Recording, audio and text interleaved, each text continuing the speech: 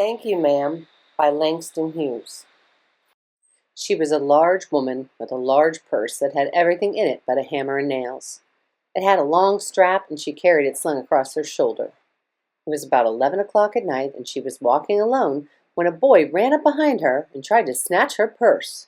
The strap broke with the single tug the boy gave it from behind, but the boy's weight and the weight of the purse combined caused him to lose his balance, so instead of taking off full blast as he had hoped, the boy fell on his back on the sidewalk, and his legs flew up. The large woman simply turned around and kicked him right square in his blue jean sitter. Then she reached down, picked the boy up by his shirt front, and shook him until his teeth rattled. After that, the woman said, "Pick up my pocketbook, boy, and give it here." She still held him, but she bent down enough to permit him to stoop and pick up her purse. Then she said, "Now, ain't you ashamed of yourself?" Firmly gripped by his shirt front, the boy said, "Yes'm." The woman said, "What did you want to do it for?" The boy said, "I didn't aim to." She said, "You a lie." By that time, 2 or 3 people passed, stopped, turned to look, and some stood watching.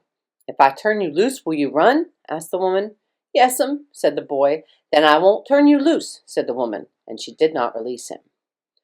"I'm very sorry, lady, I'm sorry," whispered the boy. And your face is dirty. I got a great mind to wash your face for you. Ain't you got nobody home to tell you to wash your face?" "No'm," said the boy. "Then it will get washed this evening," said the large woman, starting up the street, dragging the frightened boy behind her.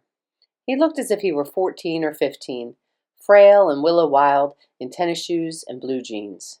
The woman said, "You ought to be my son. I would teach you right from wrong. Least I can do right now is wash your face. Are you hungry?" "No'm," said the being dragged boy. "I just want you to turn me loose." "Was I bothering you when I turned that corner?" asked the woman. "No'm." "But you put yourself in contact with me," said the woman, "and if you think that contact is not going to last a while, you got another thought coming. When I get through with you, sir, you're going to remember Mrs. Luella Bates Washington Jones." Sweat popped out on the boy's face, and he began to struggle. Mrs. Jones stopped, jerked him around in front of her, and put a half Nelson about his neck, and continued to drag him up the street. When she got to her door, she dragged the boy inside, down a hall, and into a large kitchenette, furnished room at the rear of the house. She switched on the light and left the door open. The boy could hear other roomers laughing and talking in the large house. Some of their doors were open, too, so he knew he and the woman were not alone. The woman still held him by the neck in the middle of her room. She said, "What's your name?" "Roger," answered the boy. "Then, Roger, you go to that sink and wash your face," said the woman, whereupon she turned him loose at last. Roger looked at the door, looked at the woman, looked at the door, and went to the sink. "Let the water run till it gets warm," she said. "Here's a clean towel." "You going to take me to jail?" asked the boy, bending over the sink. "Not with that face. I would not take you nowhere," said the woman. "Here I am trying to get home to cook me a bite to eat, and you snatch my pocketbook. Maybe you ain't been to your supper either, late as it is. Have you?" "There's nobody home at my house," said the boy. "Then we'll eat," said the woman. "I believe you're hungry, or been hungry, to try to snatch my pocketbook." "I wanted a pair of blue suede shoes," said the boy. "Well, you didn't have to snatch my pocketbook to get some suede shoes," said Mrs. Luella Bates Washington Jones. "You could have asked me." "Ma'am?" The water dripping from his face, the boy looked at her. There was a long pause, a very long pause. After he had dried his face and not knowing what else to do, dried it again, the boy turned around wondering what next. The door was open. He could make a dash for it down the hall. He could run, run, run, run, run! The woman was sitting on the daybed. After a while she said, "I were young once, and I wanted things I could not get."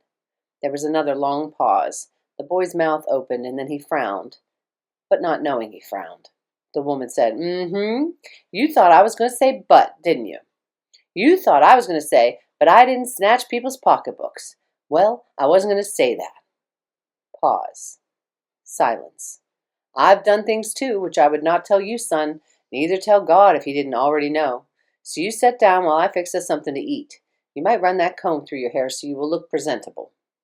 In another corner of the room, behind a screen, was a gas plate and an ice box.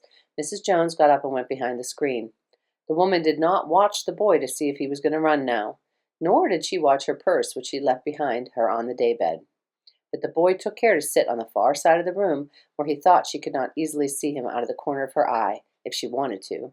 He did not trust the woman not to trust him, and he didn't want to be mistrusted now. "Did you need somebody to go to the store?" asked the boy. "Maybe to get some milk or something?"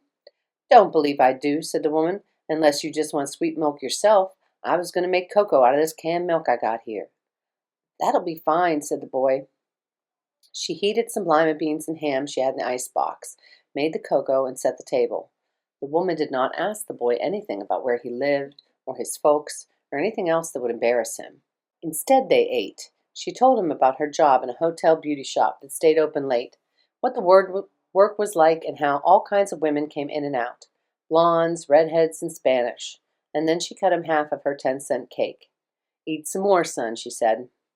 When they were finished eating, she got up and she said, "Now here, take this $10 and buy yourself some blue suede shoes.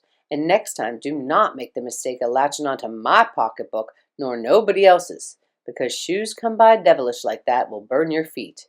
I got to get my rest now, but I wish you would behave yourself, son, from here on in." She led him down the hall to the front door and opened it. "Good night. Behave yourself, boy," she said, looking out into the street. The boy wanted to say something other than "Thank you, ma'am," to Mrs. Luella Bates Washington Jones, but he couldn't do so. As he turned at the barren stoop and looked back at the large woman in the door, he barely managed to say "thank you" before she shut the door, and he never saw her again.